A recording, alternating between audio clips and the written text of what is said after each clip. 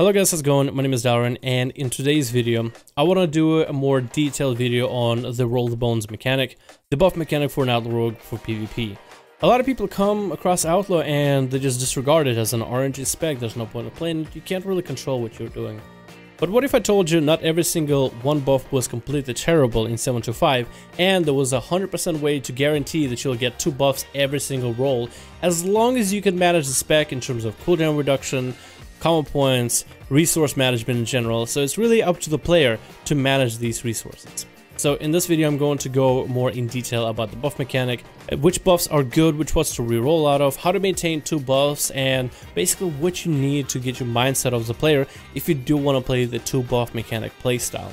And it's fairly simple, fairly easy, but all I can do in this video is talk about it. And it's a little bit difficult to showcase it, but I feel like this BG is a pretty good indicative of it. So I'll start with the buff mechanic. If you are new to the buff mechanic, I'll just go over the basics. Shark Infested Waters, 25% crit, always good, great for burst, good for sustain. True Bearing gives you cooldown reduction mechanic, one of the main concepts of an Outlaw Rogue, made a little bit easier in 7.2.5 because it's always up. Very good buff. It's not really good for sustain, but it's good for lining up your cooldowns for later. There's the cooldowns of stun, your grappling hook, vanish, and adrenaline rush, which are some of your main abilities. So having that up for sustain damage is basically like setting up for another big burst in the future. Broadsides get changed up. Not only does it grant your common point generating abilities an extra common point to generate, so Saber Slash instead of generating 1 common point will generate 2, or a Pistol Shot, Quick Draw proc, instead of generating 2 common points, it'll generate 3. Those abilities that generate common points also deal 20% more damage, which is great for Pistol Shot, Quick Draw procs, and great for Saber Slashes in general, especially if they crit, thanks to your artifact weapon traits. Jolly Roger grants you extra bonus procs for Saber Slash. Your Saber Slash has a 35% chance to proc, and with Jolly Roger it's up to 75% chance to get a bonus proc. That bonus proc will deal damage of Saber Slash twice. Each hit generate common points, so instead of 1 common point it's 2. All of them will be separate hits that will go back to back, and overall it's more damage for sustain, burst, and common point management. Buried Treasure. In 7.2.5 they increased the energy regeneration of Buried Treasure from 25 to 30. They also adjusted the energy regeneration of Outlaw Rogues, which in a way buffed but also curbed our energy regeneration for PvP. So Buried Treasure gives you a lot more energy regen now with the way that Outlaw Rogue has been structured. So Buried Treasure is actually a damage increase when it comes to your burst, when it comes to your sustain damage, especially for your sustain damage, because a lot more abilities you can send out. Very helpful for your burst too, because it gives you extra energy, so you don't have to really pool your energy before you start bursting. A lot easier and bigger safety net if anything. Alright, so that was all the useful buffs. The only one buff that you definitely roll out of, if it's a 1 buff, is Grand Melee. Grand Melee is kind of lackluster for PvP and PvE. The Leech is a defensive and it's kind of nice, but it's very questionable in terms of use. I don't really trust Leech in PvP. I'd rather use good cooldowns that indefinitely heal me. Those would be the best choice for me. The auto attack damage for Outlaw Rogues in PvP is very low, not enough mastery due to our stat templates, so very lackluster, more or less useless of a buff. And the only time you don't roll out of Grand Melee is if it's part of a 2 buff. Let's say you get Buried Treasure and Grand Melee, yeah, you don't roll out of it. But if you get Grand Melee on its own, that's the only buff you technically roll out of. So you actually have 5 decent buffs, and if you get a double of any of those buffs, it's even more damage.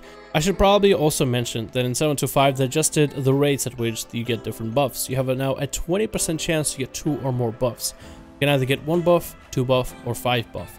And having a 1 in 5 chance of a roll the bones to get a 2 buff or more is a lot better than what Outlaw Rogues have had in previous patches. Now, how do you get 2 or more buffs guaranteed? And the answer is very, very simple. You have to play around Adrenaline Rush. As an Outlaw Rogue, you already have a lot of mechanics to give you cooldown reduction, and Adrenaline Rush and having it up is basically the way that you can set up for 2 or more buffs guaranteed every single fight. You gotta get the trait of Loaded Dice, which makes your Adrenaline Rush after using it.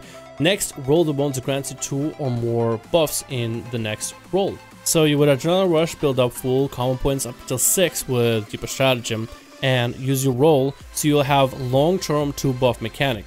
And then from there it's all about gaining that Adrenaline Rush back, and there's so many ways of going about it. For an Outlaw Rogue you have True Bearing, which is a buff that allows you to get your cooldowns back faster, but you also have a buff called Restless Blades.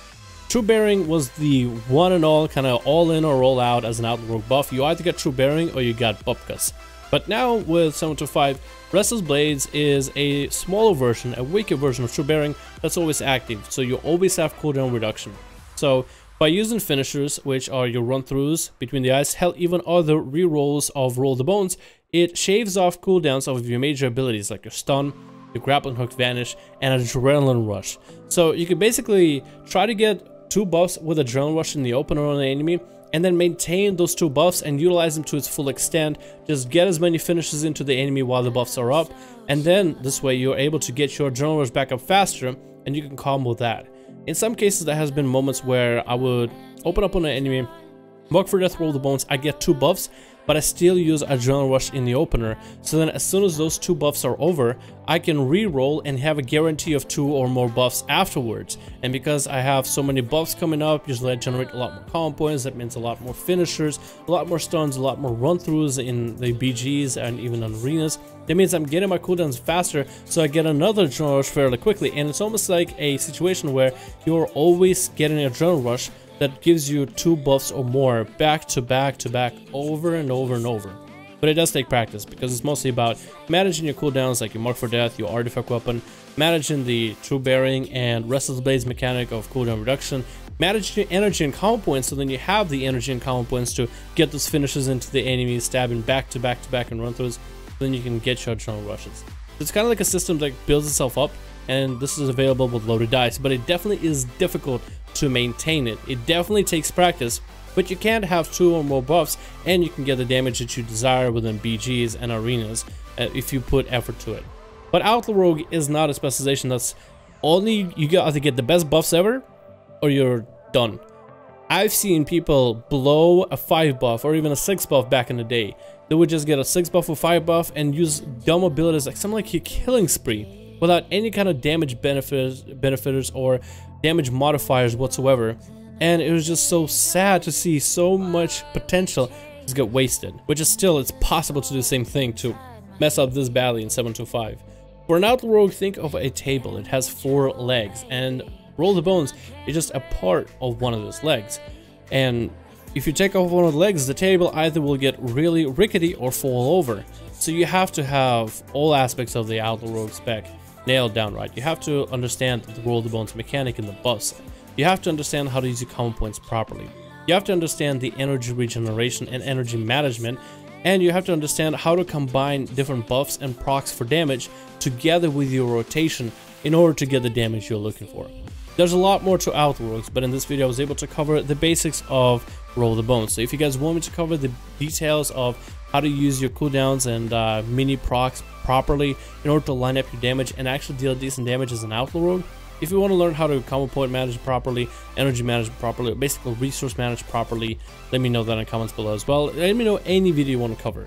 But in this video I just want to cover the Roll the Bones mechanic to make sure you guys understand it properly and can utilize it from here on out. Thank you guys so much for watching. I hope you enjoyed. Hopefully this was a little bit insightful for anybody who had any questions on an Outlaw Rogue, any questions on the buff mechanic, or wasn't quite understanding the buff mechanic up until now.